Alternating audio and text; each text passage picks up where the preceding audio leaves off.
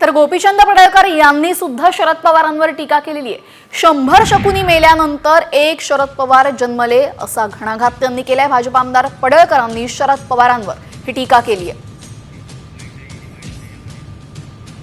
100 शकुनी मेल्याच्या नंतर एक शरद पवार जन्माला आलाय। याचं डोकं बघा की धनगर समाज हा कायदा मानत नाही, धनगर समाज हा लोकशाही मानत नाही। अरे 100 गावात या विधानसभा मतदारसंघामध्ये माझ्याच मार्केटवाडीला का पुढे केला आणि म्हणून मी आणि सदाभाऊ इथं तुमच्या गावामध्ये आलो आहे।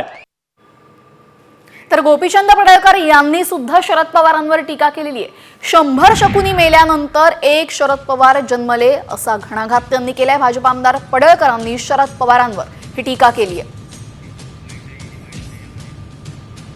100 शकुनी मेल्याच्या नंतर एक शरद पवार जन्माला आलाय। याचं डोकं बघा की धनगर समाज हा कायदा मानत नाही, धनगर समाज हा लोकशाही मानत नाही। अरे 100 गावात या विधानसभा मतदारसंघामध्ये माझ्याच मार्केटवाडीला का पुढे केला आणि म्हणून मी आणि सदाभाऊ इथं तुमच्या गावामध्ये आलो आहे।